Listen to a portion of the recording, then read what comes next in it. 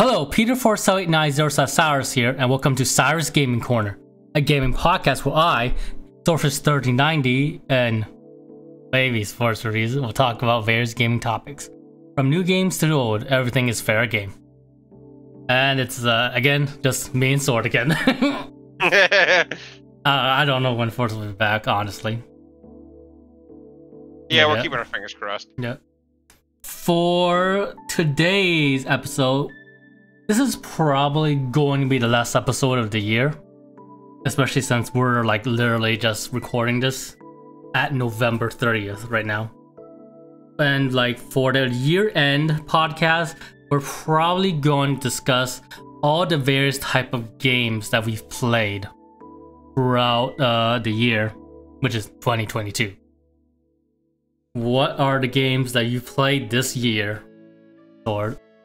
So going off the top of my head, I'm also just going to include games I started playing or are quite a ways through, not just necessarily beat, but I'm pretty far into Star Wars and the Divine Force. I picked up for my birthday last month. I got a game called Ghostwire Tokyo. I've been playing through Plague Tale Requiem. That's all I can think of right now. I probably have more, but those are the ones that come to mind. Okay. I'm going through my Twitter timeline now. Okay. Do you count expansions as new games? We could count them. Because like for like the beginning of the year, I played Final Fantasy XIV Endwalker, which is a really good expansion. Probably one of the better expansions we got in Final Fantasy XIV. Story-wise, it's a conclusion to like the entire saga to Final Fantasy XIV, starting from A Realm Reborn. And that's like, how long has it been since the Realm Reborn been released? Let me check. Yeah, it's a while, that's for sure. It was released around 2013, so it was like almost 10 years. No, Man, that's... 7. No, not 7. No, is it 22? Almost 10 years. Almost like 9 years. Yeah, but it's still going strong all these years later. 10 years. 10 years if you count the original Final Fantasy XIV. And like Endwalker brought 2 new classes, which was the Sage and the Reaper, which is a DPS and a healer. Like I've actually changed my main from Ninja to Sage and did a few of the raids. My raid group cleared the first raid tier, and we're going for the second raid tier at the final boss. But yeah, overall, I think like the main thing about Endwalker is probably the conclusion of the story. Cool. Mm-hmm. Real quick, I did think of another one. I picked up this. Oh, wait.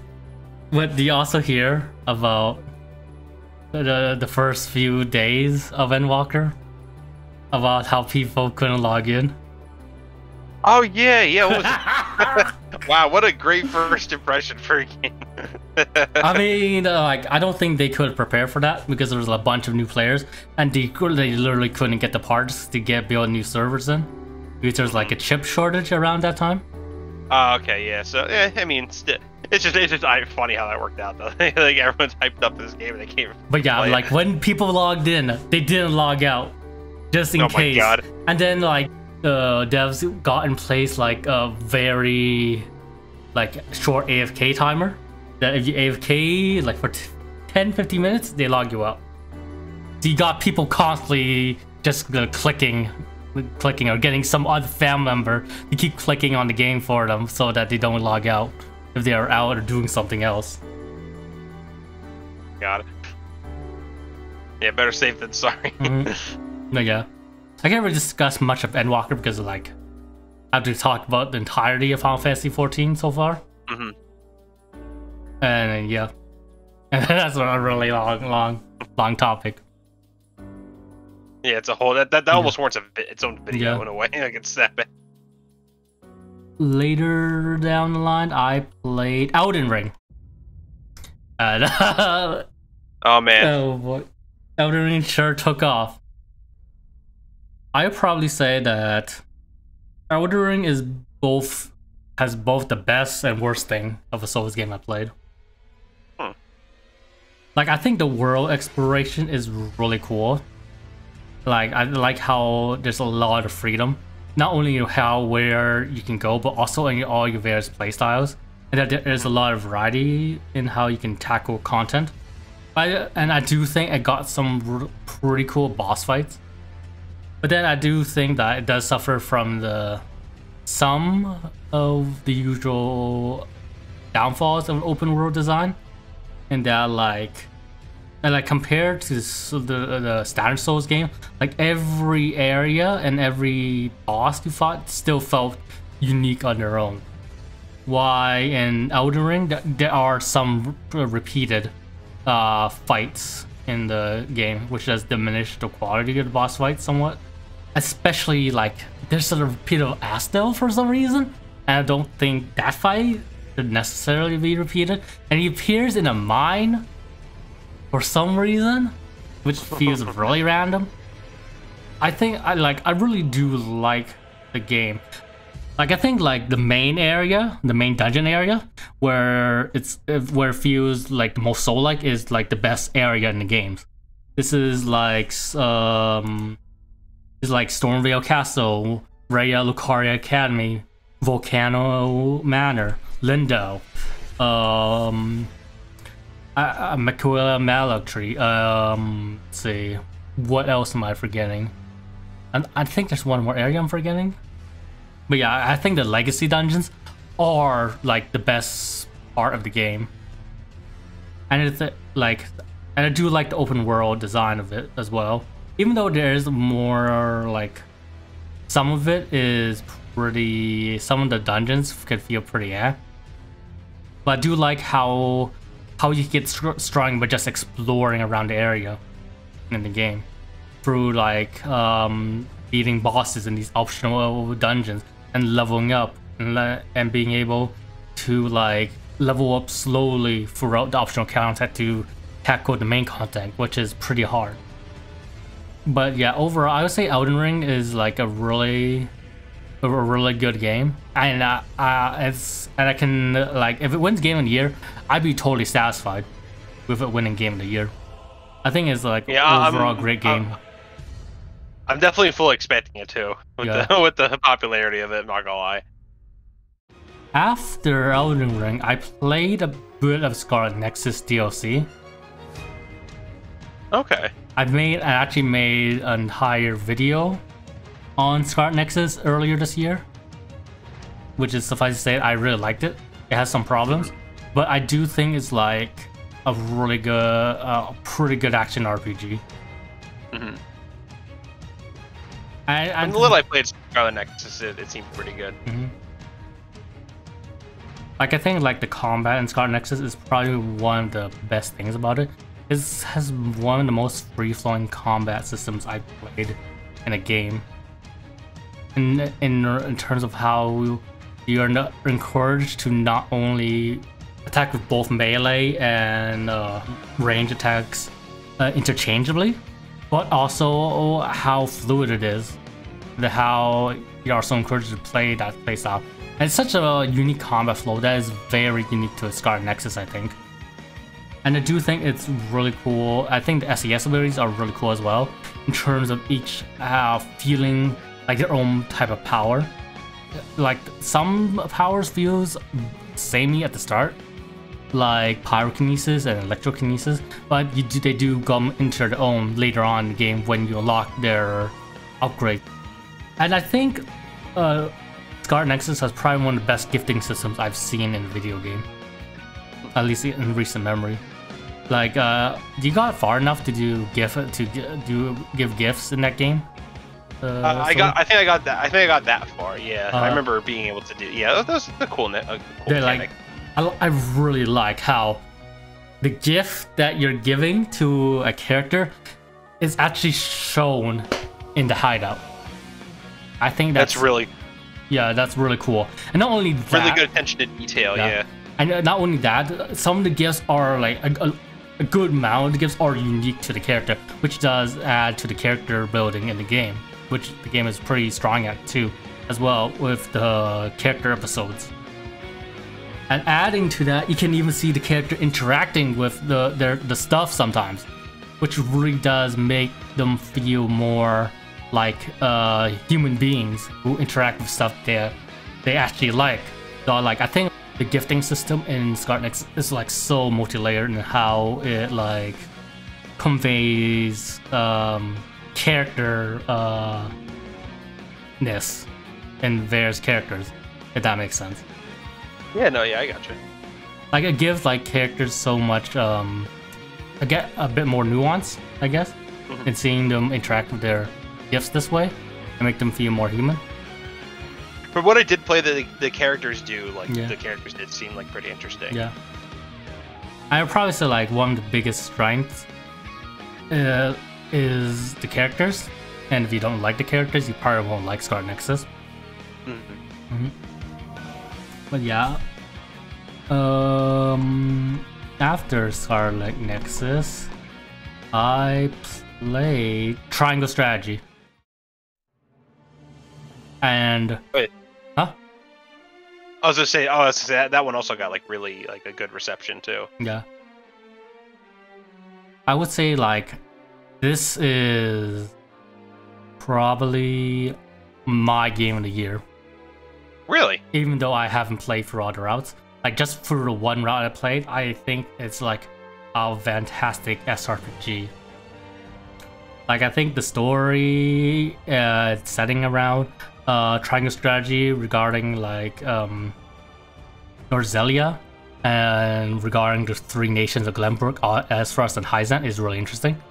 And like I do feel it is really interesting how most of the characters in all the countries, like if you look at the artwork, you could see that they're probably not good people just looking from the artwork. But what's interesting is that every NPC that's not in your party has like a really like maybe misleading or maybe not misleading like evil guy or evil like bad guy art direction going for them, which does make it really interesting because usually when you see that kind of character design, you see like, oh, that might be the bad guy. But every country has that, so you don't know which country might be in the right or not, except for maybe Glenbrook. But even then, Glenbrook has some of like crooks in there too. But yeah, it sounds like they kind of make it a little morally gray in a way from the sound of it.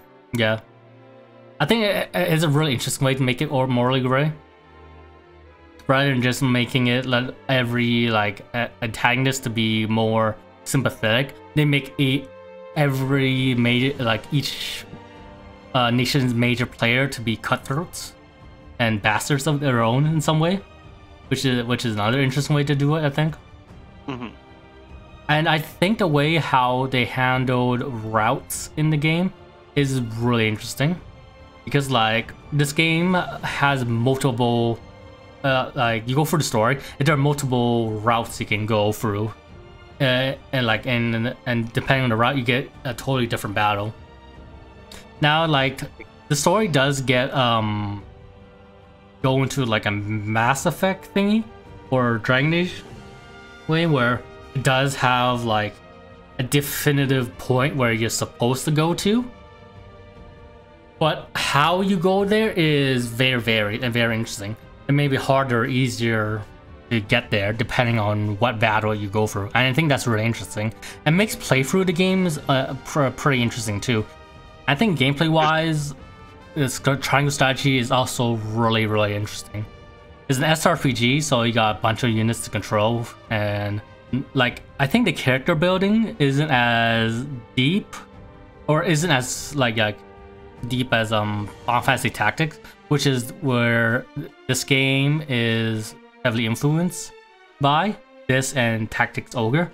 But why it doesn't have as much character customization, the characters themselves are so very unique in this game. Like each character, you get in this game are like a unique unit on their own, which does make strategizing and team synergy to be very interesting in this game, and taking on the concepts. It sounds like a really interesting. I'm not too big into SRPGs, but it sounds like it might be worth giving a shot. Yeah. I'd probably say Triangle Strategy is my game of the year. Like I really like the story. I love the gameplay. I think it's a very engaging SRPG systems where not only the base mechanics are interesting, where it follows like very similarly to Final Fight Tactics in that there's a attack speed system where it determines how you go rather than the turn system found in Fire Emblem. Also, there's like a bunch of factors you have to consider, like terrain, character skills is very important. Back attacks back and team attacks are also important. Spell queuing is a thing in this game, and really, I think like all these factors together, along with the uniqueness of each character and how they interact with the battlefield themselves as well as with enemies, is what makes Triangle Strategy as such a engaging combat system. So add that with the story, characters, and I think Triangle Strategy is just like one of the best games I played in 2022. At least to me. Later on, after Triangle Strategy, let's see what other games. Oh, you know what game I replayed this year? What's that? Symphonia, with my friend. Oh yeah, that's right. On hard mode.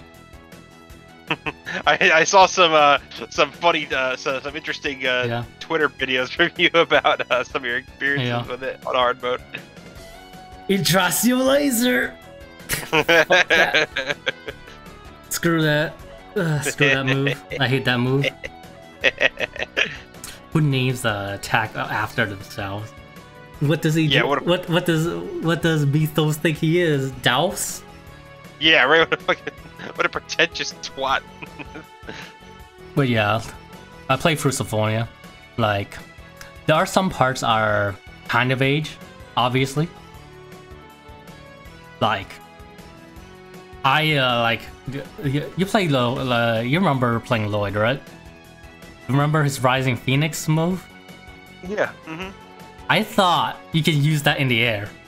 Really? You can't. You have to be on the ground to use it, and then he rises up to do it. I was used to. I thought I was so used to Tales of Rise combo chains, in that how you could use any arts in the air because you have like a dedicated art button, and even the Exilia you can use arts in the air if you are in the air, but like you can't do that in Symphonia. Yeah, you gotta unlearn a whole different combat system to adjust to this older one. Yeah. And like there are some characters that just feels really bad to play in Symphonia. Yeah, I haven't played it in so long. Like Sheena. Like I love Sheena as a character, but man, she feels really bad to play as. I remember trying to play as her in like an arena, I think, like years ago, and I was just like not having fun playing as her. Like her range is so short.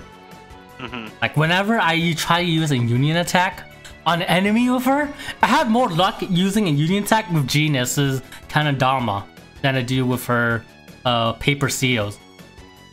That's how short her range is.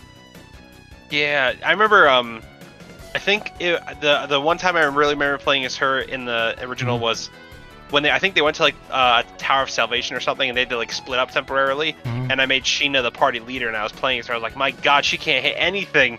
And like she uses so much TP. Of all the melee characters I played, I think. But yeah, I remember like burning through it like crazy and using orange gels. And I like. There's also a part in the game where you know about Tokyo, the supposed capital of Tethala. You know it doesn't have a grocery store? It did it? Or it didn't? Yeah, it doesn't. It does. It's like, and you go there like multiple times too, if I remember it right. You know what's the only grocery store you get, like through like the first half of at the Allah, Ozette. And you know what happens? We know what happened to Ozette later on. Yeah, yeah. So there's this part of the game where it gets really like the only two like groceries part is like the academy town and Ozette, and you don't have access to those for part of the story, which makes playing through the game a bit more annoying because you use food to restore your TP so that you can have fun with the combat system. So you don't just use normal attacks every time. But you can't really do that. They like sometimes lock you out. They lock you out of like a vital resource. So that's like what TP system in this game is just like archaic. It's classic, but feels like so old to go back to, having gone through various iterations of resource management systems that Tales has gone through throughout the years. Even Exilia, even though it does have TP system, like the way you restore TP is much more manageable than compared to Symphonia. Yeah, like I remember a handful of years ago when the Chronicles version came out, and I played it for the first time. I'm like burning through my TP so fast from like using Demon Fang and Sword Rain, and I'm like, and I end up just normal attacking nonstop. And honestly, it's at a point now where I can't really picture Tales going back to using a TP system because it's just I don't think it's necessary, and I think that what they've been doing with the last handful of entries has been more than fine, because you can still challenge and limit players in different ways without having to just toss orange gels nonstop, because yeah, it feels kind of archaic now. So and you know what I also noticed with the puzzles? There's a lot of block puzzles in Symphonia. Oh my god, they are awful. I thought there was a few block puzzles, but I forgot how many block puzzles there are in the game. Like a good amount of the game puzzles revolve around blocks and moving them. I'm surprised. I forgot how many block puzzles there were in the game. it's like Catherine or something. But like overall, despite my complaint, I guess these are complaints, I still really like it. I think Lloyd is still a lot of fun to play, and I think like the combo system is still very flowing in terms of like level 1 going through level 1, level 2, level 3 combo system. I think the EX gem system is also pretty cool in terms of like giving you additional abilities that you can lock, and how the EX gem system can change your type, which can change your art set, which can make it interesting on repeated playthroughs. Despite the puzzles being sort of annoying sometimes, I did enjoy them. And it is really interesting to go back to like puzzle-based dungeons rather than navigational-based dungeons that the later Tales games has been doing. I don't mind either of them, but it is interesting to go back to that type of dungeons in the game. Yeah, and seeing kind of like the transition of how they handle dungeons between Symphonia and the later ones. Yeah. I think the story is still holds up really well. Yeah, it's a really engaging story. The music's still really good. Still, I think my favorite track is still "It Can Waver and Fight," which is like the Yggdrasil theme. Austin. Yeah. One of my top ones is "Beat the Angel" when you fight like some of the Crucius people. That's a good track. Or Kratos. It's not for characters. I don't know if it's not like my favorite cast in the Tales games or anything, but I still really like the cast for the most part. I think they're really charming and endearing. I do feel like some of the characters do go into the background sometimes. Yeah. Some of them kind of like end up just becoming like more Persea and Rigo. Like their arc is not bad, but like they become kind of background characters after a while. Yeah. Oh. My friend was playing through as Autos and Zelos. You know, it was the most annoying thing for him in that game? What? Relearning all the skills. Yeah, I would imagine that sucks. Yep.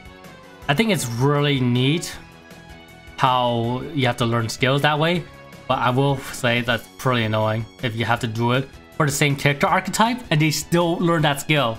Yeah, so it's like it's not like you're relearning it's not like you're learning a new character altogether. It's like you're playing the character that's replacing the archetype that you're playing as.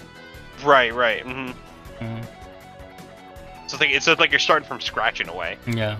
And just doing it, yeah. Which is a bit annoying. Yeah. And hard mode is kind of bullshit sometimes. At the start, especially, it can be really rough. Yeah, I remember it's weird because even in the original, I remember the beginning of the game being a lot harder than like the rest of the game. Like I remember like having a harder time with like the first handful of dungeons. I feel like it's more like the fact that you're limited. Like I said, it's only hard until you get a full party. Yeah. Because for the first half, you don't get a full party. You only got Lloyd and Genus, and they can't heal. And then, yeah, it takes a while to get back to Colette, Kratos, and Rain also.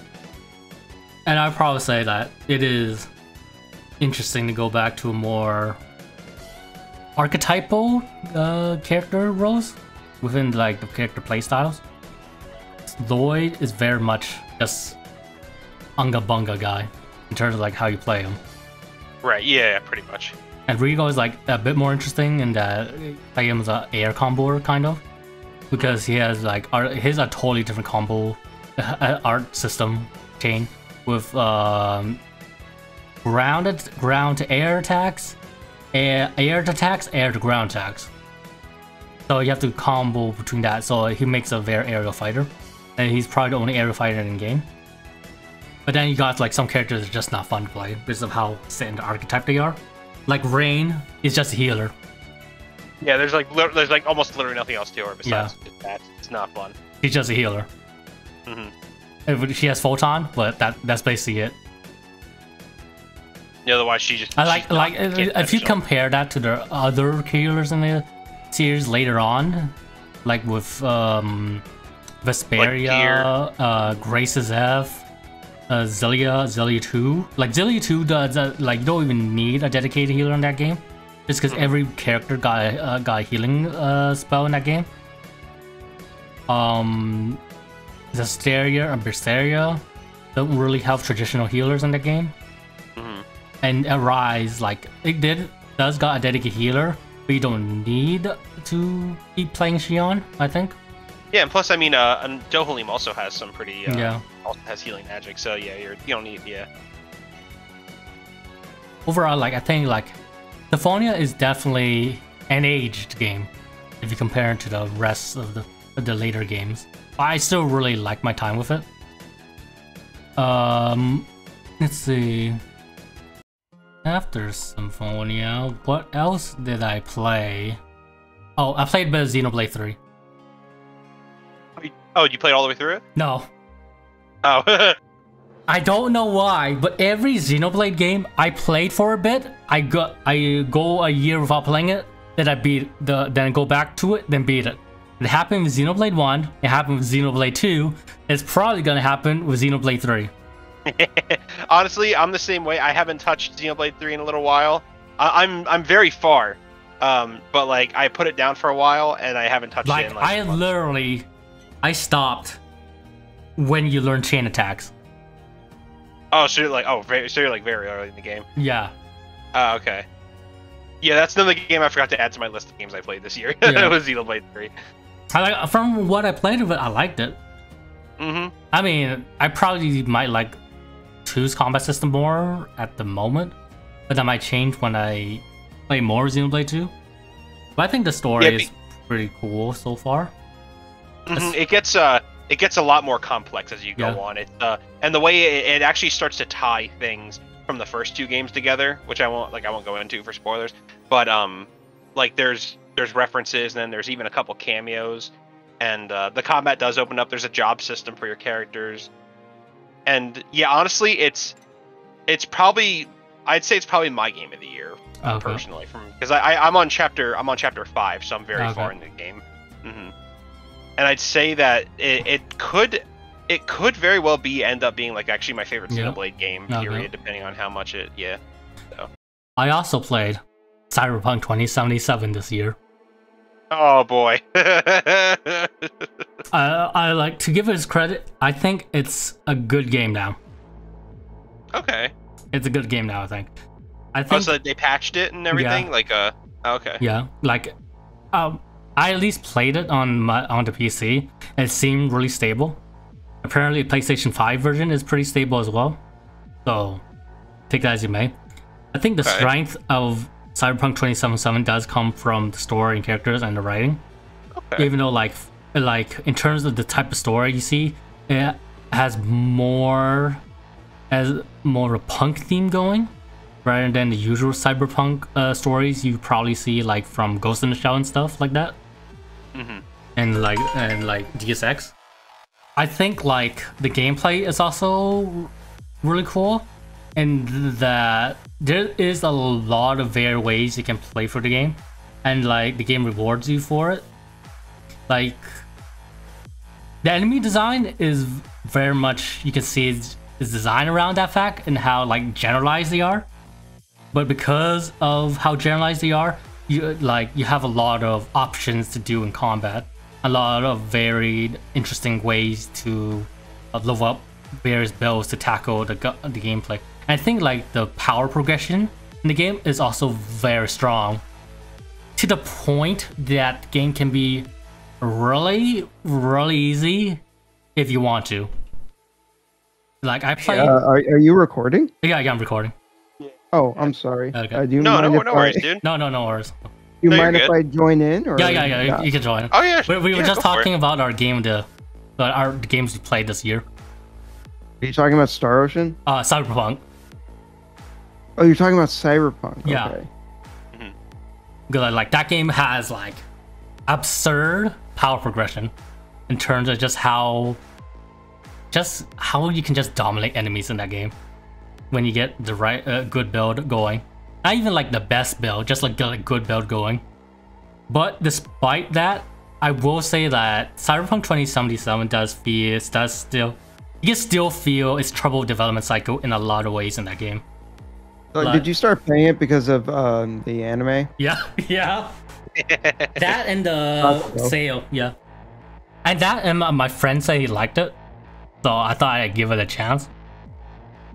So I've been like waiting to play Cyberpunk for the longest time, but I'm just waiting for the game to actually be fucking ready, because it feels like I've been waiting for goddamn years. Yeah. Like that game has just been, just this buggy, glitchy fucking mess. And it's like if it's more stable now, but like the base, like the core problems to the game that I had before is probably still not fixed. It's probably not going to be fixed because it's like, unless they like dramatically overhaul the game. They always need to like make from the ground up or something. Because take the life path system. Life path, like if you expect the life path system to be like the origin system in Dragon Age Origins, in terms of impact, like do you remember like in Dragon Age Origins how everybody like reacted to what your race was and what you played as, and you just chose to start? You don't really get that in this game. Like you do have dialogue options retaining to if you did pick that choice, but characters don't really react to it unless you bring it up. It's like it's stuff like that where like it's baked into the core system in the game that they can't really change unless they just overhaul the game, and that might as well be a different game at that point, I think. Yeah, at that point they just need to like start make a new game from scratch. And like there are some really rudimentary things that's missing in the game still. Like there's no functioning police chase system still in the game, at least at this time. I heard they're trying to change it, but at this time, at this recording, it's still not there. So you feel that some of the game's issues are too fundamental to its design to change at this point? Some of it, yeah.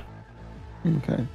But do you think those issues, so assuming hypothetically that the game is 100% done and fixed, and they fixed everything that they could, barring those more core like root issues, do you think those issues are enough to like bog the game down, or do you think they can be just more amiable after a certain point? It depends. Are you judging it as itself, or are you judging it based on the marketing? Because I tend to divorce a game from its marketing or its hype. I don't think that. Yeah. I don't think that. I mean, I kind of think of it like this. Like, let's say you pick up a book that came out like 200 years ago, right? Like, it doesn't matter what the marketing was like when something came out like 200 years ago. You're just picking it up, when it came. When you decide to pick it up. Like, I think as a game, it's really good still, even with the issues, the core issues still present. I just think like there are some really odd stuff that's missing, like that you expect not only because of the marketing, but because you expect it in other city-based open world games, like in GTA and Mafia and stuff like that. Although, I mean, you do have to consider that this is coming from the developers of The Witcher, where that obviously police chases were not really a thing in that game. I don't think, at least. Like it depends on what you're expecting. If you're expecting like an open world game like GTA or Mafia, like there are some parts of it that feels really lacking. But if you're going through the game like as a story-based RPG that takes place in an open world, then I think you probably have a good time. Okay. So I think so. When you consider our tastes, the three of us, that I think that means that the game would appeal to people like us, because we're not really the type to usually play the GTA, like, or at least speaking for myself, not fucking really, like I don't really I played Red Dead Redemption 2, and that has a pretty like interactive open world game. Sure, I've been meaning to play that too, but I played it, but I liked it mostly for the story rather than for the open world. Right. No, that's what I was gonna say. I'm interested in playing Red Dead 2, but not because it's an open world game, but because I hear it has a fantastic story. I think, but that's the thing though. I think when you consider the people in this group right now, our priorities are not really necessarily aligned with the general audience, so to speak, where like they might go into this game and they want something a little more like a GTA, not to make assumptions about people, but I'm just saying, I don't think it's crazy to say like, maybe those people wanted to just kill the police or something. Like I saying like I still say I really like the game. I just saying judging it overall as a game. As a reviewer, I guess, like it can feel a bit odd in some ways, but I think it's really good still. I think like at the very least, Cyberpunk 2077 is a stable game now, and it works as probably as it intended at launch. I don't know if you ever saw Tim Rogers' video on Cyberpunk. No, I don't think so. No, you should. It's very interesting. It's like a 7-part review, and each part's like an hour long. And he talks about like multiple different aspects of the game. But he made that video still kind of like early on when the game came out. So like he showcases a lot of the glitches and the shit that went wrong. I mean, despite me saying that it's more stable, there's still a bunch of glitches in the game. A lot of jank. Yeah.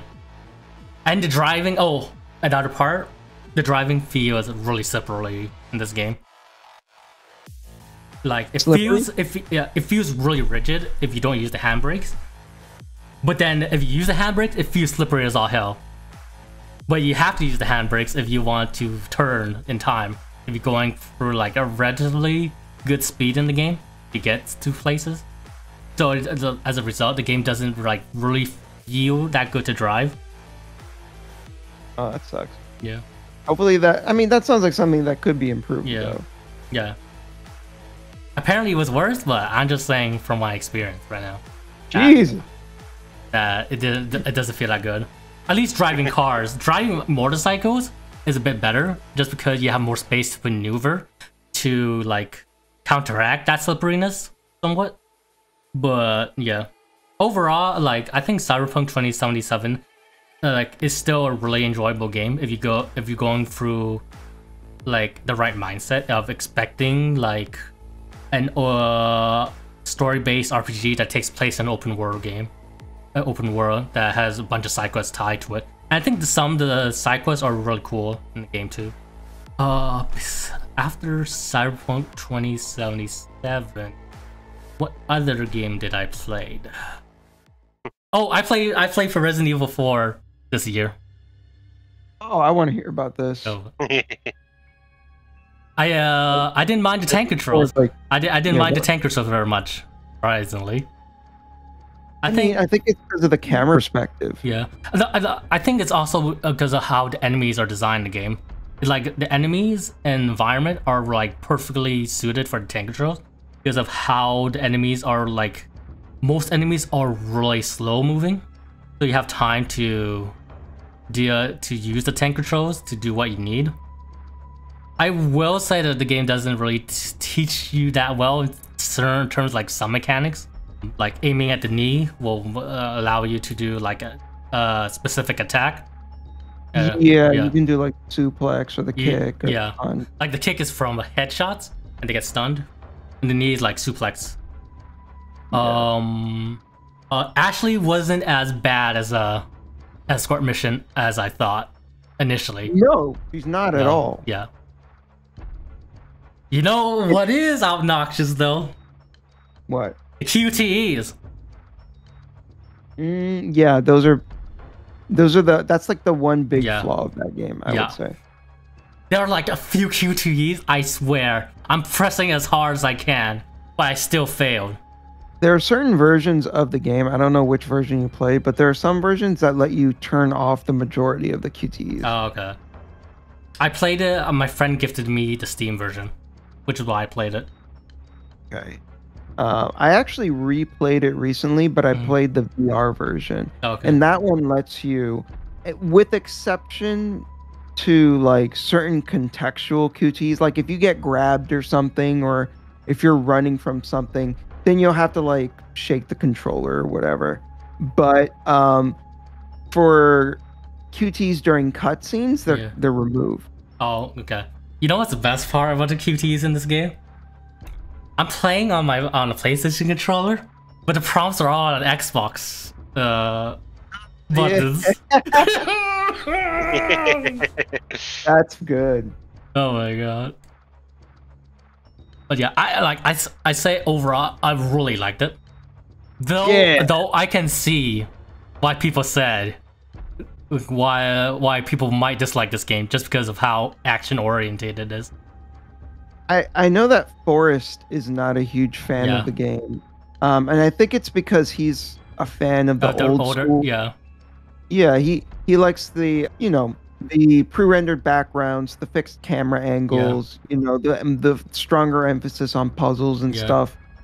Like in this game, in Resident Evil 4, you're pretty much expected to kill most enemies in the game, except for a few instances.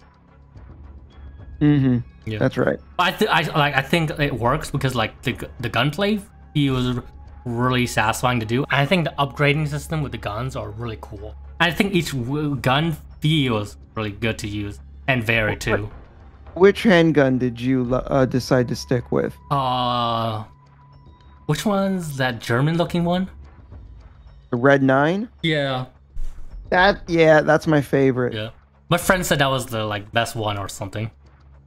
Yeah, it's funny. I remember when the game first came out, there were like people that would get into shouting matches in forums between the Red 9 and the Blacktail, because those are two like essentially the best handguns in the game. I always stuck with the Red 9. I always liked how it looked, and it feels like it packs like just every time you use that gun, it feels like you're just like blowing someone away with it. It feels amazing. But interestingly, when I played the VR version, I felt like speed was more important than power. So I actually used the Blacktail instead, and I felt like that was a more appropriate gun. I tried using the Red 9 a little bit in VR, and I was like, something about it didn't feel right. I don't know. Yeah, when I'm playing the game normally, the Red 9 all the way, but for VR, I think Blacktail works better. Just because, especially when you're in VR, how fast you press the button to shoot, like, feels really important, and it feels. It also helps with the sense of immersion, which is extremely important when you're playing a VR game. So the Blacktail felt most appropriate. But yeah, overall, I really liked it. There's fucking great. Yeah, it's great. Classic. It revolutionized the third-person shooter genre. Mm-hmm. I think after that, I played Star Ocean and Divine Force, and then that's all the games I played this year. But I'm playing Star Ocean right now. And we could probably talk about Star Ocean later. You want to say what are the games you played this year? Who, me or Sword? You. The Sword already said is at the beginning. Oh. Okay. Yeah. So, like I said, I've been playing Star Ocean, but if you want to talk about that later, we can. Mm-hmm.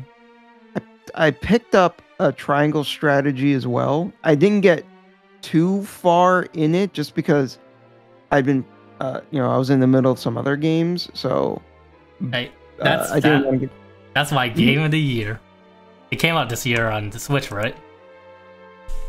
So it's interesting you say that because my friend Alex from Backlog Battle, he also says that Triangle Strategy has kind of scraped up to his game of the year.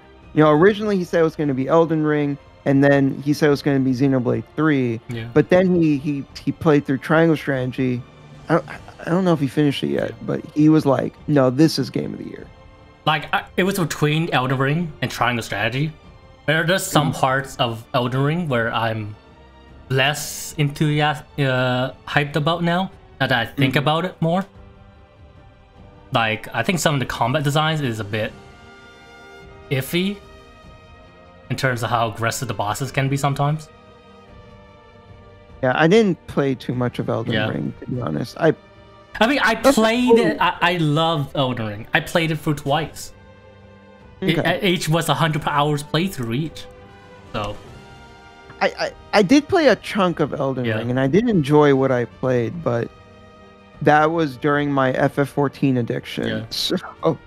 So I put it down.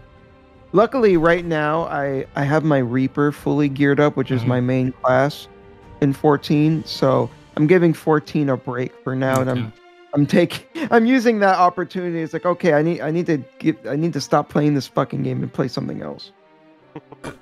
Go ahead. I also talk about Endwalker. I was very generalized about it in terms of like my main enjoyment out of it is like how it's like the conclusion to the 10-year saga of Final Fantasy 14. But I didn't go any more than that because to go more into it, it'd probably be an entire podcast video on its own.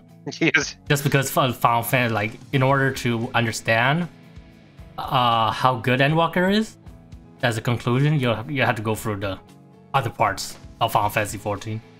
I fucking loved Endwalker. Yeah. I thought Endwalker was fantastic. I see some people still say that they preferred Shadowbringers, and I get that, but I again, not getting too specific. Like I think Shadowbringers, it might be a stronger story on its own, but as a conclusion to the series, Endwalker is definitely like the best story they could have gone with, I think. I think what pushes Endwalker to being a better expansion for me is, for one, I felt like Shadowbringers kind of suffered from some pacing issues where there are like multiple moments where you're just like, you have to ingratiate yourselves with like some fucking tribe or whatever, so some village, and you gotta do some like tasks for them or whatever, and like I was like we're this deep and we're still doing shit like this. The ultimate curse of the warrior of light, being an errand boy. But aside from that, not to take anything away from Shadowbringers in this regard, but I just felt that thematically, I think Endwalker resonated with me more because of its because it really focused very strongly on existentialism in a way that appeal to me very personally because it's like I've been suffering a lot from like death anxiety recently, and this might sound a little silly to say, but like I feel like Endwalker, especially since it Razor focused on that very specifically, and also kind of our place in existence, you know, kind of helped me deal with it in a way. Because or at least it made me feel more okay with my own mortality. It's as strange as that may sound coming from like a fucking expansion in an MMO, but like no, for real, like it dealt with these topics in a way that I felt it really resonated with me. And again, I don't want to get specific about it, but I think you get what I'm saying. Yeah, I do. You went through yourself. Yeah, I think that for the longest, for me, Heaven's Ward was my favorite in terms of story, and then I think Endwalker beat it. Oh, okay. But aside from that, I also have you guys heard of this game called Faith: The Unholy Trinity? I heard of it. I haven't. It's fucking really cool. It's pretty short. It's like you can probably finish it in like 3 or 4 sittings, but there's actually a marathon mode. If you're really good at it, you could technically beat it in 1 sitting, although I wouldn't recommend that. But it's basically a horror game that looks like an old Atari 2600 game, and the fact that it still manages to be a scary game despite looking the way it does is pretty impressive. It is a modern game. It was made like recently. It's a recent title. It was just made to look like an old game, with exception to its cutscenes. The cutscenes use these rotoscoped animations, which look fucking fantastic, and it looks really cool when you have like the normal gameplay, which again looks like an old Atari game, and then it hard cuts to these like crazy smooth like animations, but it's still like in the style of the game. It's pretty sick. The story is pretty interesting. You're playing as this priest that is like struggling with his faith, but he's also like being confronted with these demons and possessions and stuff. And there's one in particular that he's being haunted by, like this girl named Amy, that he failed to do her exorcism correctly, and she's being used to like open a gate to hell. And you know, the plot of the game is basically to like it's half to kind of like finish what he started, to like to wrap up this old business, but and the other half is also to like stop this like cult from using her to like open a gate to hell. It's really cool. It's a very interesting game. I would suggest at the very least to like watch a playthrough of it, just because it's cool to just experience as a story, because you know it doesn't go the way you think. And again, the cutscene direction with the animations is phenomenal. The art direction is great. The music is really good. And it's all made by one person, which I think is just super impressive. I think that's all the main things that I've like played recently. Okay. Speaking of horror game, didn't you play in a medium this year, Thor? Yeah, at the beginning of the year I played it. Oh, okay. I downloaded it on a whim. I was looking for horror games and I saw it. I like just recently got my PlayStation 5, and I was just kind of browsing the library. I really enjoyed it. That's good. Oh, let's see. I'm a little concerned though, 'cause those are the people that are handling the Silent Hill 2 remake, and I'm like, it doesn't need a remake. No, the game's perfect as it is. I don't see the need to remake it. It's not like the game feels like dated or anything, so it just feels unnecessary to me. Agreed. There are more recent Silent Hill games that deserve remakes more than Silent Hill 2 does, that need to be overhauled. You mean like, you mean remaking the latter half of the Silent Hill games? As much as I love Silent Hill 4, like that, the second half of that game, it just sucks. It does suck. Yeah, honestly, like I'm not even gonna mince words here. I'm like, it wouldn't be as bad if like you didn't retread all the same ground that you did in the first half. I mean, it'd still be annoying because you have to watch out for Eileen, but at least there'd be some more variety. but Yeah. going through the subway again, the forest again, everything, almost all the levels a second time is just bleh. No, I agree. And I fucking love that game too, but like no one can defend that second half. It just sucks. And it's a real shame because like the biggest problem with Silent Hill 4 is the issues that blind people to what's actually really cool and interesting about that game. It's like people only focus on what's wrong with that game and then forget like, oh yeah, but it's also this really interesting contemplation on the what it means to live in your own home and the horrors of that. And it's like it's tapping into like the psychological horrors of it, and it's like really fucking cool and interesting. But no, let's just shit on the second half of the game for the millionth time instead. Like, such a shame because I think the flaws are so glaring that it makes people almost like forget about all the interesting themes that it tackles. But whenever people think of Silent Hill 4, the first thing that comes to their mind is, oh yeah, that part where I had to watch Eileen for the second half, yeah, that sucked. And then, talk about like, but I will, the one thing in the second half I do like though, is all the hauntings in your apartment. I think that kind of, yeah, like because that used to be your safe haven for the entire first half. That's where you retreat and heal up and everything's fine. But then you have all these different these hauntings and they're actually completely randomized for each playthrough, which I thought was pretty cool. You'll have like the TV will turn on or then my favorite one is when you see like kind of like a ghost figure of Henry when you look through your peephole. Sometimes you'll have a chance. He's like possessed or something. Yeah, he's like doing some kind of like chant of some kind, like right through your door, like stuff like that. It's so good. So the second half has its moments like that for the most part, but it's like that first half is just like it's damn near perfect for me. I agree. I also think that in the second half you do have that reveal.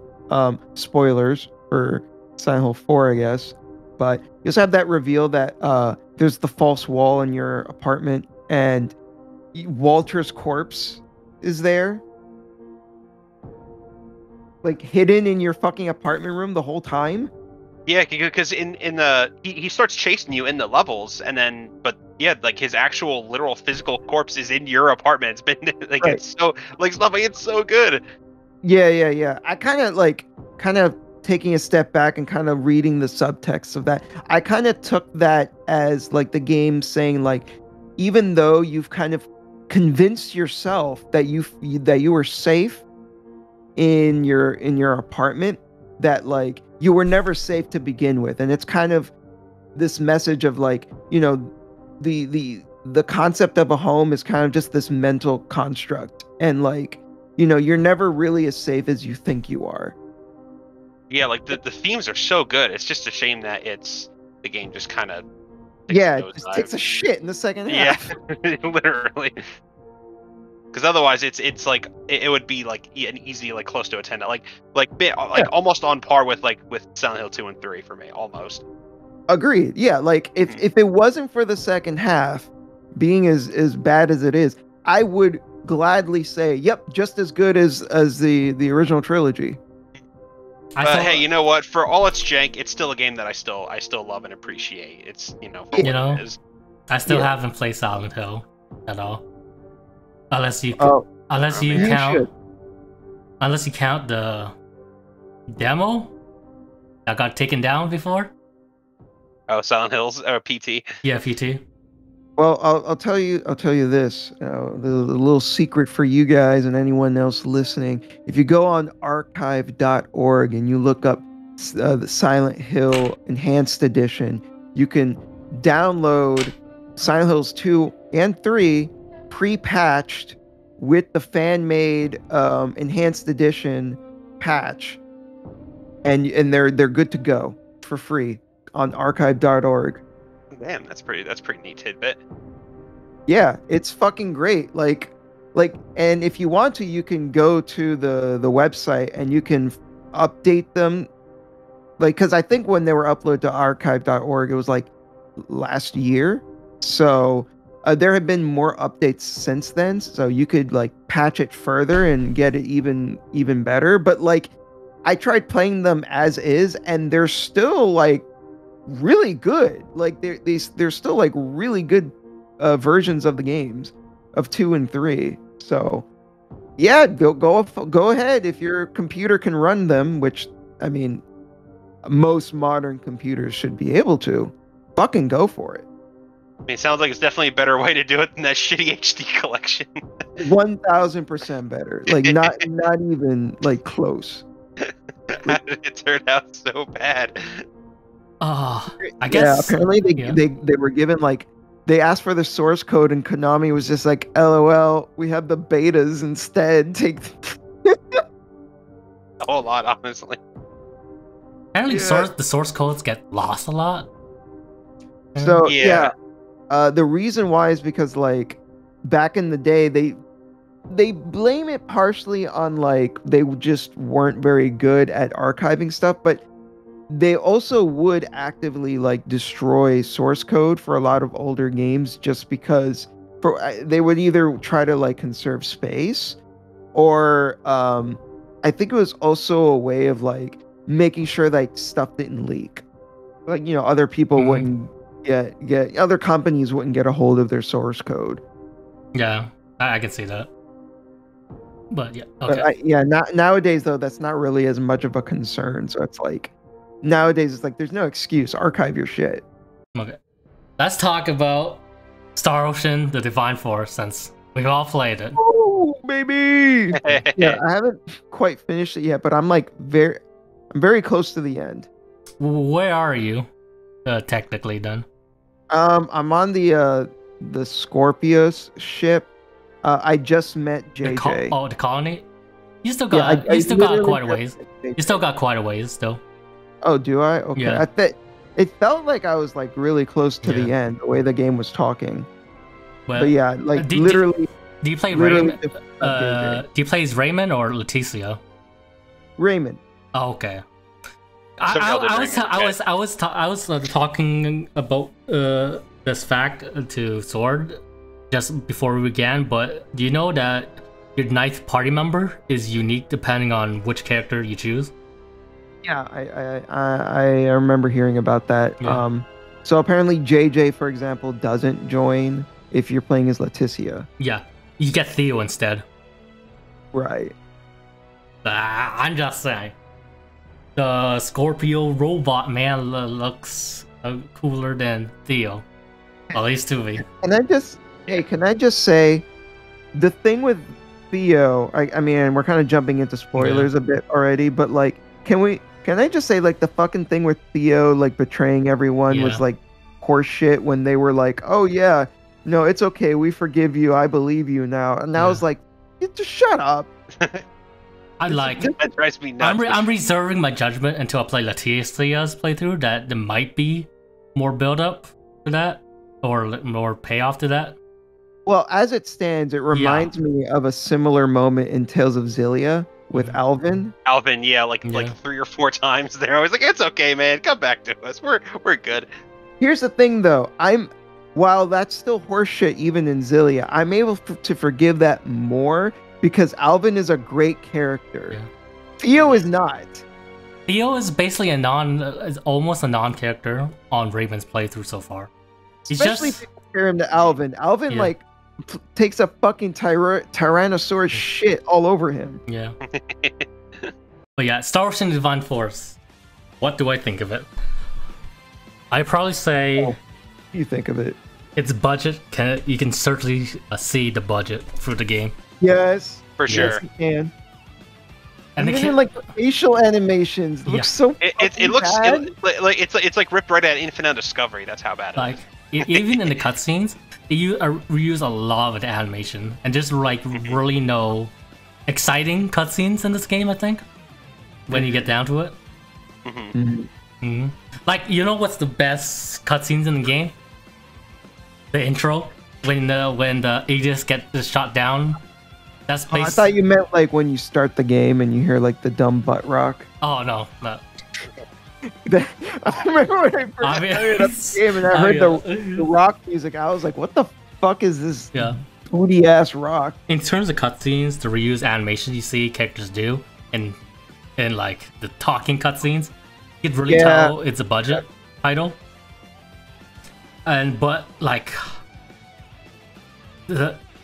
Star Ocean: The Divine Force has quite a few problems, but I still really liked it. I still liked it. Though, about the cutscenes, real quick, I'll let you go in a sec. But like, at least they're still better than the cutscenes from Integrity and Faithlessness, which there were like none, and everything was in game.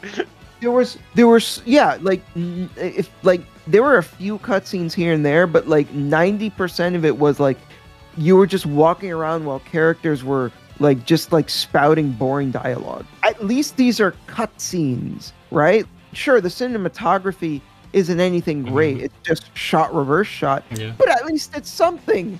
I'm just saying that like when you compare it to the other action RPG contemporary. Oh, you know.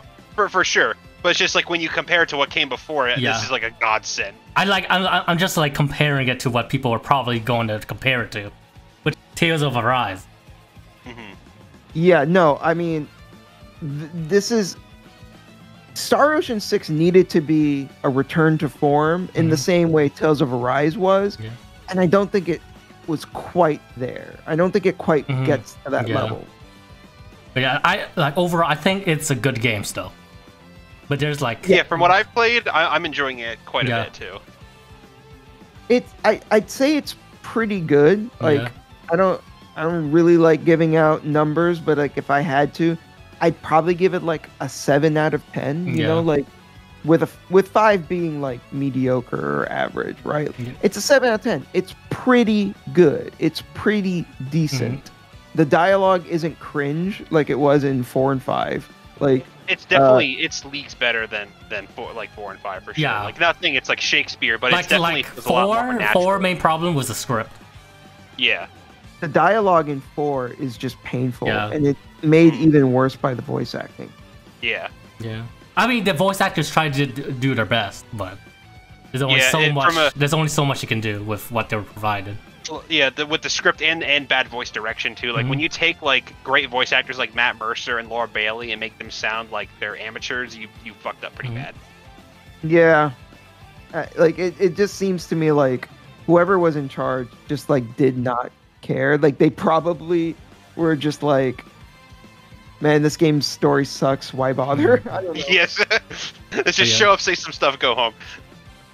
Like I normally don't like accusing people of being lazy, but like I don't know, man. Like Star Ocean 4 is, like you guys said, like the fucking voice actors are fantastic. You have Laura Bailey, you got Matt Mercer, you got a bunch of other people that are like great. Like they just, I don't know. Yeah, they fucked up. They did.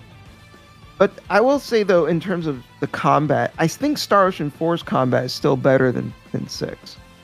I'd say so. Although I think 6 is a lot of fun, I say Star Ocean 4 combat is more consistent than 6. Yes, because there's some parts of the combat of this game that feels really bad. AKA some of the boss fights. AKA the parts where you're fighting an entire army out of nowhere. And then like, oh my god. Entire army out of nowhere. Did I do that part yet? Yeah. I mean, like, the part, not out of nowhere, but then, like, just like... for me, I've been playing it on Universe, and the game has been, like, fucking breeze. Okay. Like, I've had no issues at all whatsoever. I have some issues. Some bosses really... There were a couple bosses early in the game that gave me such a hard time, I actually had to turn down the difficulty. It was that bad. Like, there was that one worm boss in the mines early in the game that, like, just kicked my ass. That's interesting because I honestly I have it on the highest difficulty setting, and like to me the game is way too easy. Like nothing, I don't know what it is, but like every single boss fight to me has been a fucking joke. Oh yeah, like for even most of the bosses, there's just a couple like select few for some reason. Yeah. But like I'm playing on Universe 2, and every like normal encounter, I'm just able to button mash without even a second thought. Yeah. I say like. Blindsiding can feel a bit iffy in this game, depending. Yeah, I find like I find myself like kind of just moving the stick back and forth, hoping that it does it, like without really knowing for sure. Yeah, me too. I also think like the way how AP is maintained sucks. Yeah. But like you have to wait. I would say, I like if you're going through the game normally and building it up and maintaining it, I don't think it sucks. But when you're like reloading and then you're reduced back to 5, that's the part that sucks the most, I think. Yeah. I'm It's so bad. So it's like the game like penalizes you for like saving and shutting the game off, turning And it back even on, then, like I would say like I will compare the AP system with Berserker because it sort of uses the soul system in terms of like the how the soul system determines how many attacks you can do. But unlike in Berseria, like Berseria is tailored around the 5, so having 5 souls, like the base amount you get in the game. But the base amount you get in Star Ocean 5 from reloading, that's not the amount you want to play the game in. Yeah. You could do like maybe you could do one move or 2 move. That's actually a problem that I have with bosses too. Is I find the bosses are like almost impossible to blindside sometimes. And then I just can't. I can do like 2 attacks. And that's it. And then the combat feels pretty bad in boss fights until you realize that Nina can accumulate AP by healing more than 2 people. That's the main way you get more AP in the boss fights for me, at least for me. Okay. Star Ocean, the Divine Force combat is like very inconsistent, I feel. Like when it's fun, it's really fun. I think each character feels really unique and a lot of fun to play through. Each of their moves they can do feels really good to use. And I do like how unique each character is. Like Raymond's like your usual fighter type character, you see, but though he has various skills that makes him more your kind of designated tank, because he has a few skills that makes him be able to tank through attacks without flinching. And later on, he has a skill where just do an attack if an enemy hits you and you don't flinch. And then Leticia, I feel like she's just like really cool to combo with because she has a lot of multi-hitting attacks. And then Albert is your Magic Knight, I guess. Though I think like between him and Melkia, they're both Magic Knights, but I think Melkia is a lot more fun to use just because you can spell cancel her with her because she has a skill for that. And then Midas is your mage. They're like straight up mage, yeah. And then Nina's a healer.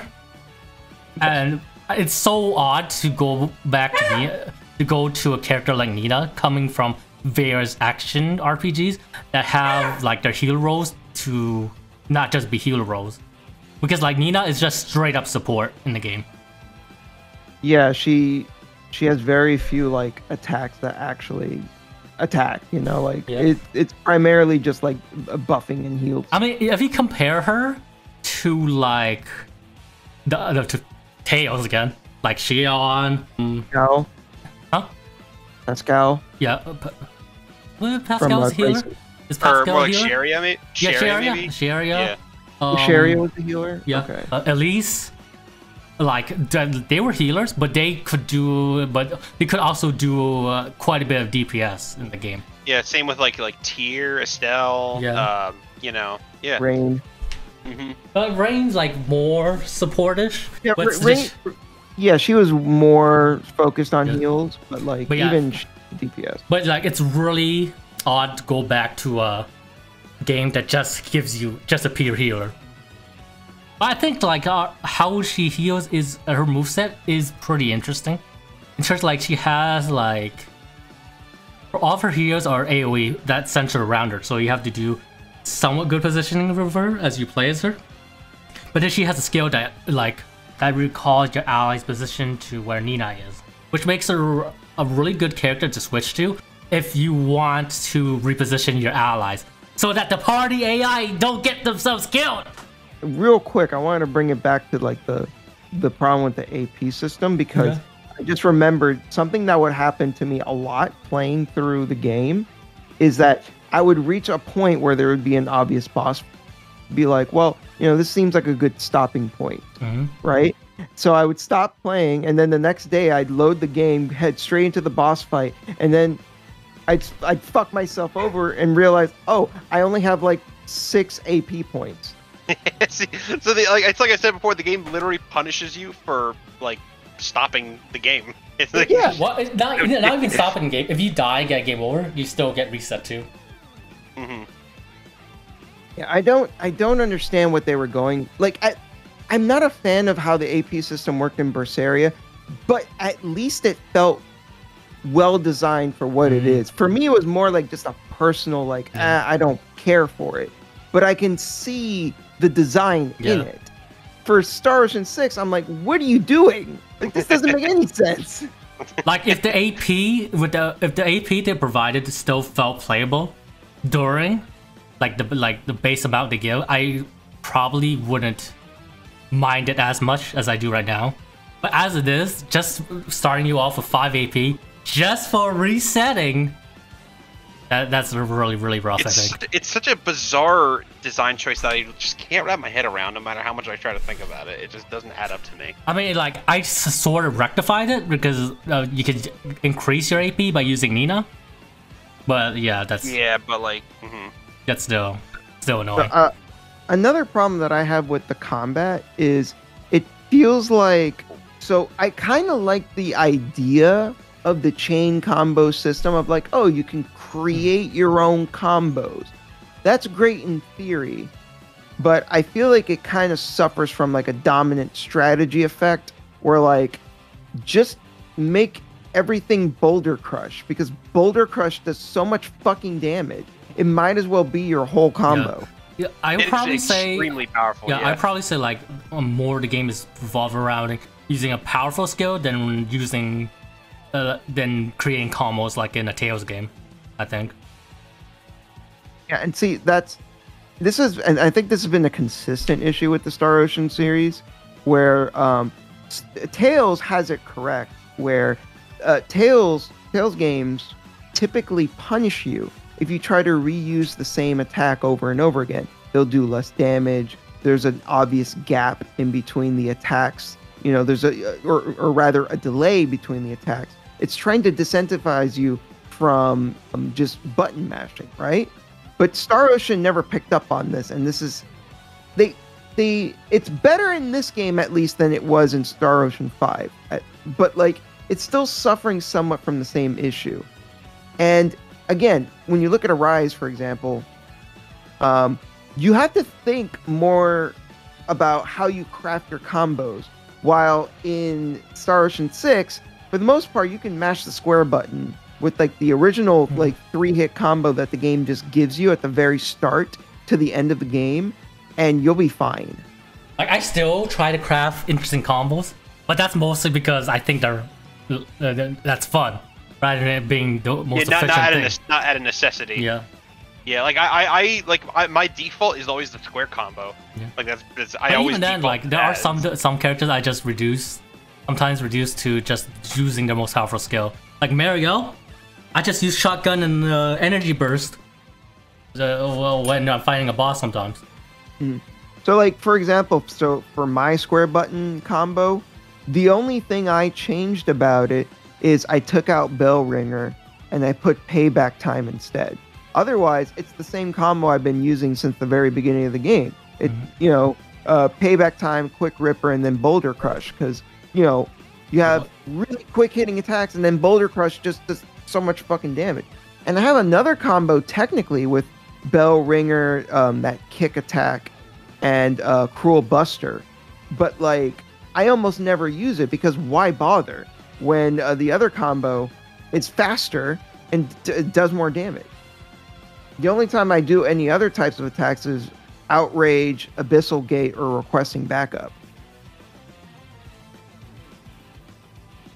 Yeah, so it's really, you only really change up your combo just to keep it fresh, not because you really have to. Just to keep the game not as boring. Yeah. And again, I feel like they should be looking more towards what Tales is doing, where the Tales series has had this figured out for decades. Not even just years, decades at this point. They've had this figured out since fucking Symphonia, and probably even beforehand. It's just baffling to me, like, this is still an issue in Star Ocean 6. And another issue is locking on to enemies properly. Like, oh, the lock-on drives me insane.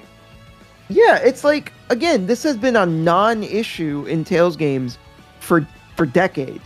Why is this still an issue in Star Ocean? In 2022, they still can't get shit right like that. Just basic things. There like was a problem with one game. To be fair, the stereo. We don't talk about that one. Made 2 videos on that game. I'm not talking about that game anymore. But yeah, like the targeting system is like feels so janky in terms of, like sometimes sometimes I would try to blindside somebody, but I just go straight because the targeting system doesn't work sometimes. Yes, yeah, exactly. That's happened to me so many times. Yeah, I will say though, I think Duma, it can be pretty fun to use though. Like I think Duma, like when you use her blindside correctly, she feels really good to use. Not only in combat, but also in general exploration, too. Especially when you get 2 charges on her dash. That makes exploring really, really cool, I think. I agree, but my issue with Duma is more with the story, in that like the story makes Duma seem like it's this fucking amazing piece of technology. It's so fucking incredible, and it's like, oh my god. But in actual gameplay, it's just a fucking glorified jetpack. Like, it's not that impressive compared to the rest of the technology. Like, am I wrong? Wait, do you I never thought of it that way. But... Do you use Duma's other function then? The shield? Oh. No? No, I don't think I've used it once. No, why bother? It's like... I mean, like I've been saying, the game has been like stupid for me. Okay. Because like it has some benefits when you upgrade some of the skills. Like I think your damage increases, and your defense increases too, and you're more liable to not flinch when you get attacked. And I think that mode is pretty good against bosses that you can't blindside anyway, or at least blindside consistently. Okay, fair enough. But like, still, in regards to my other point though, it's like, again, the story makes it seem like the capabilities of Duma is like super fucking incredible, but like what it can do is not really all that crazy. Like it feels kind of a situation of like gameplay and story, like segregation. I think Duma's basically just like representation of Scorpion overall, like in some parts of the story, I think. I mean, there is. I don't know if Sword's gotten to this point yet in regards to like what the Scorpion is. No, I haven't. Yeah, so okay, so I'm not gonna say. So technically, there is another thing Duma can do that is more interesting in regards to the story, but like the thing is that like as far as combat prowess is concerned, right? I think the story makes Duma's capabilities seem more impressive than what they are in a practical gameplay sense. Oh wait, I almost forgot. Duma's like our special attack comes from Duma apparently. When we do our like mystic arts in this game, which is basically mystic arts in this game. That is technically true. Yeah. I feel like you know, they only made it that way because, well, it's the plot MacGuffin thing. Okay. Yeah. You know, it feels to me like they came up with some fun gameplay stuff, right? Like, you know, I do like the fact that you can like use it as a jetpack to like fly around and stuff, and you know, using it for exploration, using it for combat, all that is good stuff. And if it would have just remained purely as like a gameplay function, and and if it was just a normal jetpack, that would be fine.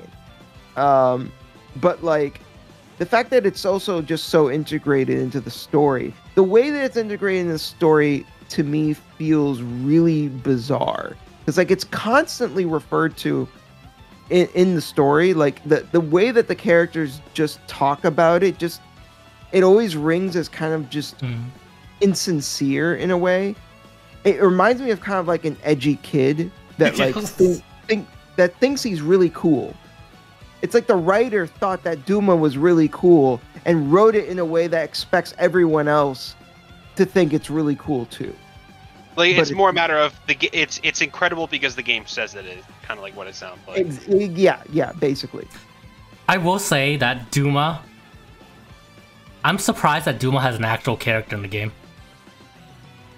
In terms of, like, I remember when they first introduce it, it just seems like it's gonna kind of be. But like then it sort of goes through, like, it goes through a sort of the character journey, a character journey, sort of. Yeah, like especially when it learns, it's sort of, especially when it learns that Scorpion is like a Scorpion itself has like a flaw in its design, which is why it like gave birth to the Centralists, which it thought wasn't possible. And then you see it try to contemplate with that sort of later on in the game. Mm-hmm. But yeah, I mean, yeah, sure, that's fine. Yeah, I wasn't expecting that. That's why it's so surprising. I thought it's just gonna be like an AI partner, basically.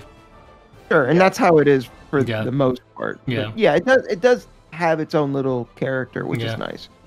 And overall, I think most of the characters are pretty likable in the game. I don't think they're too deep in this game. Besides, like, a few, like, I think Midas is pretty interesting in terms of you see his, like, misgivings about the royal family, why he is like that. No, I don't think it would be controversial to say that Midas is the best written character.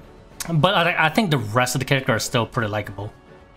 Yeah, every character I've had, I haven't had like an issue with. Like there's no Starfin 4, like there is no Lemel here. There's no, like, even Nina, who I thought was gonna fall into that kind of trapping. Speaking of Lemel, you know, she technically kind of makes a cameo in this game in the post dungeon. Oh my god! Of all the characters, like you don't see her. Or her spirit basically possesses Nina. Fucking. Oh god. For one part of the game, for one part of the post dungeon. After that, it's gone. I don't want to hear this. Well, yeah, I mean, the characters are pretty solid. Yeah. Like. Except for Theo, maybe. Except for Theo, maybe. Theo's kind of whatever. But, like, I thought Raymond, you know, pretty cool. I like Leticia more as a main character than Ray. Mostly because I felt like Leticia, like Ray is a very straightforward character. I probably say Leticia might work more for story in terms of it being a story basically about evolution, essentially. In terms of, like, how, like let's see. I'm not sure how much I could say without spoiling It's a Sword. If you're, yeah, maybe not. Yeah. But, like, I just feel like Raymond is pretty cool. I like Raymond, but like, there's not a ton of, like, there's not a lot to him. Yeah. He's just like, he's a cool, chill, you know. Yeah, he's cool, he's chill, I like him. But, like, Leticia's character, I felt like she has a little bit more going on. She has a little more depth to her. Not saying that she's like a super deep character or anything, but I do feel like, okay, she's got some nuance, basically, that Ray doesn't really have, or at least not as much. Yeah, I think my only real problem with the characters is some of the designs of the female characters in particular. I was just like, come the fuck on, guys. Yeah, like we're. You mean you don't like Elena? Elena's the worst one because she's a fucking robot. Mm-hmm. Like, why? Why does she have? Why does it look like half her ass is like just flopping out? I think Chloe is the worst, cause like, she comes from an advanced civilization, and they don't have pants on the uniform. I mean, she has like a half mini skirt, kind of. Yeah, I agree. Chloe's is the worst. Yeah. Because like she looks like that, and she's also like, that's her work uniform for the fucking delivery company. I know. It's not even a mini skirt. It's a half mini skirt. For some reason. It's like it got cut. It's like someone got a pair of scissors and just trimmed it. There you go.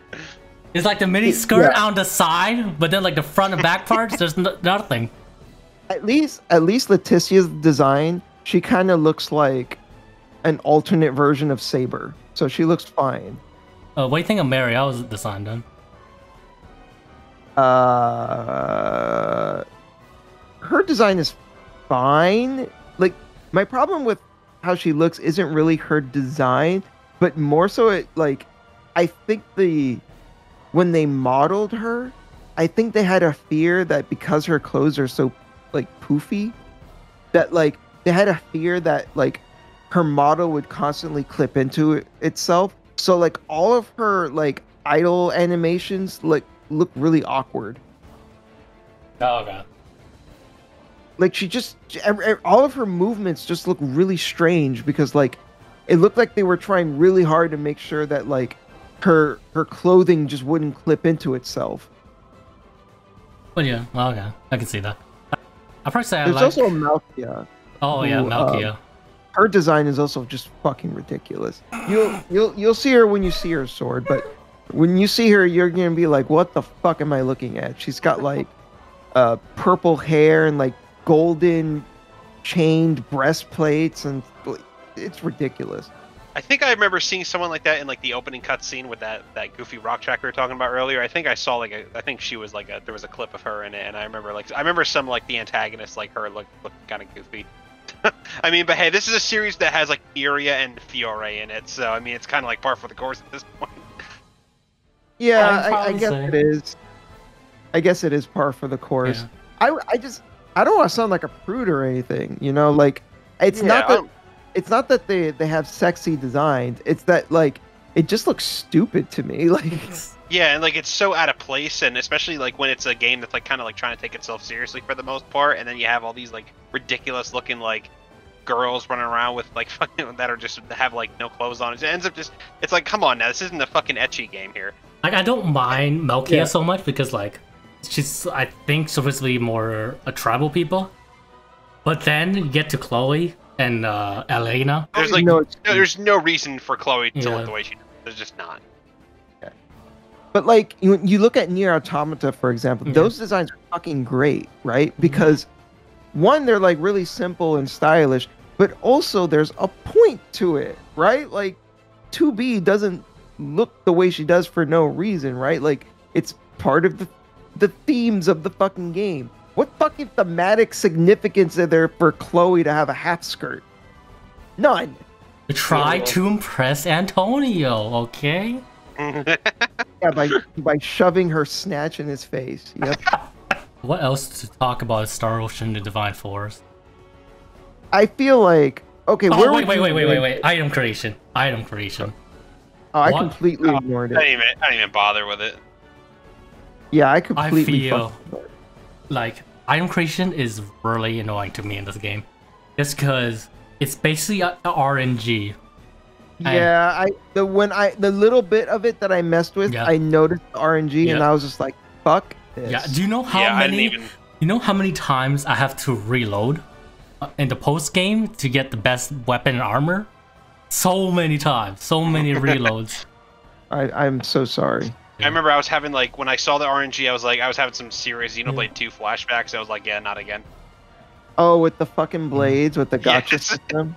Yeah, and like the crafting in this game costs like so much money, especially at post game. Like I feel like I don't know if crafting is cheaper than just straight up buying stuff throughout the main game.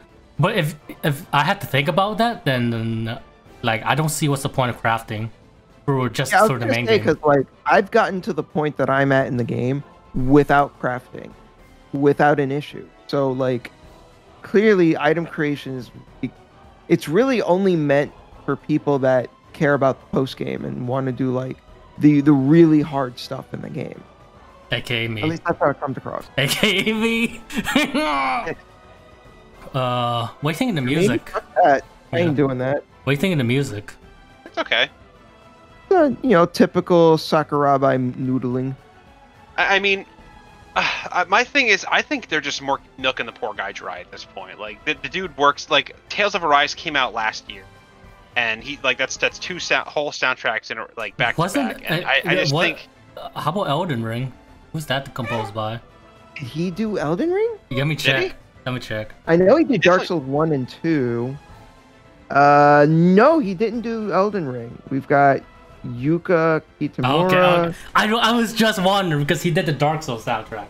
So. Did he do all 3 Dark Souls soundtrack? I know he did the first one and the second one. I don't know if he did 3. Yeah, he did. He did 3 as well. Yeah, he did Dark Souls 1, 2, and 3. What a Chad. So yeah, I was just wondering. But yeah, like, he must be overworked as all heck. Yeah, working on so many games. I mean, consecutively too, like, you know. And that's the thing is, I do know about that whole thing about him having to stick to a certain style with the Tale series, so that's why kind of a lot of the Tale soundtracks kind of inspired. But like, there's a lot of stuff, like I've heard some of the Dark Souls stuff, and then there's other games like the earlier Star Ocean games have like pretty top tier soundtracks. Honestly, like Star Ocean 3 and 4 in particular, I think have like some of his best work. But when you look at like Star Ocean 6, like it's not bad, and there are a couple good ones here and there, but like everything just kind of sounds generic. There are even some tracks where I'm like, I swear I heard like certain riffs just ripped right out of other stuff that he's done. So I think the guy's overworked. I mean, if you go back and listen to The Great Wolf Thief, that is such a phenomenal song. Like, that's easily one of Matoi's best tracks. Like, it carries so much emotion. Like, clearly this guy knows what he's doing. But he's too prolific. Like, he's done so much. It's like, it's crazy. Mm-hmm. If you look at his portfolio, it's like, it's fucking insane. Like he might have like the biggest out of anyone that all the other composers I can think of. Like, honestly, when you get down to it. Yeah, when you get down to it, he's pretty much synonymous with just RPG soundtracks. Mm-hmm. Or at least on the Japanese side. Right. Like, I'm looking it up now, and like, you know that Suikoden spiritual successor, Euden Chronicles, he's working on that too. Mm-hmm. Wow. He also did the music for the Valkyrie spin-off, Valkyrie Elysium. So dude's just I don't even think the dude has time to sleep at this point. Like, he's working on so many fucking games. Yeah, kind of nuts. I think he needs a break. I really, really do. Kind of get those creative juices flowing again, because you could just tell that a lot of the stuff that comes out from him now is kind of like uninspired, but not due to lack of talent, just due to the fact that it's just nonstop for him. Yeah, it's too much. I'm looking at it now. Like, the guy's been going nonstop since '89. Mm-hmm.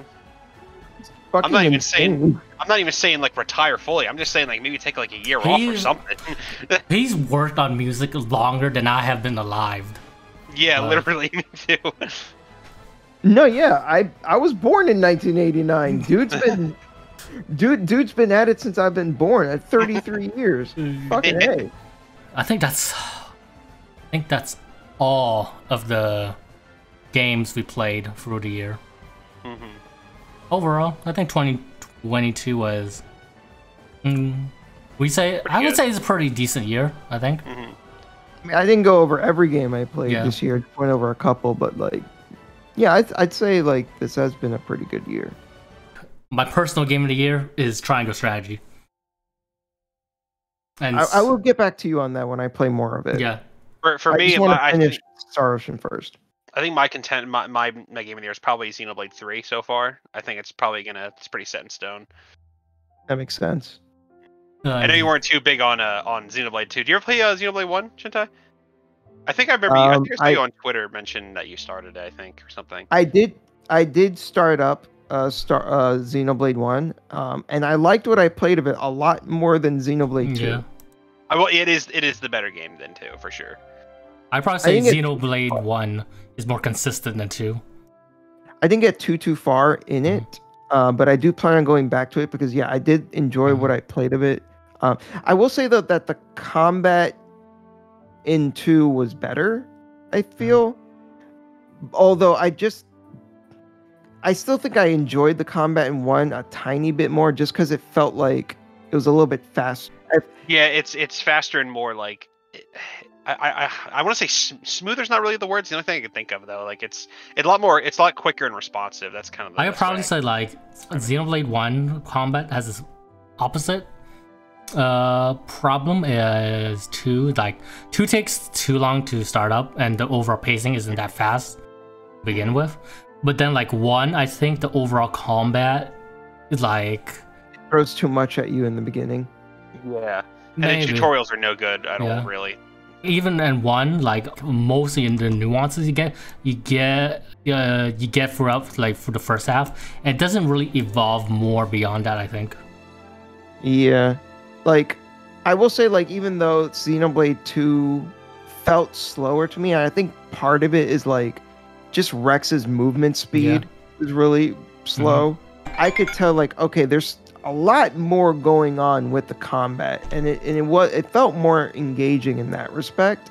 That being said, like I don't know, there was just a lot of things that bugged me about 2, and I don't know. I guess I gotta give it another chance, but like there was just things about that game that just rubbed me the wrong way.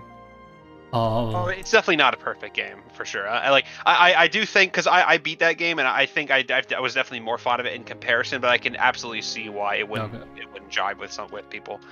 Can we at least agree that like blushy crushy is like one of the worst things, on par with fucking nappy time with Edge? Can we agree? I'd say so. Yeah, I think it's a fair. I don't even think the biggest Xenoblade 2 defender could deny that. Well, that's all for this episode of Sirus Gaming Corner. Thank you, Shintai, for joining us. I don't go by Shintai anymore. Well, you know, I haven't called myself that in literal years. I don't know. Old habits die hard. Old habits, you know. No, I understand. Yeah. You know, I know I just kind of barged in because I didn't realize you guys were recording. But thanks for having me. Yeah. No problem. Yeah, no problem. This is Peter4790 Sirus signing off. Peace out, everyone. See ya.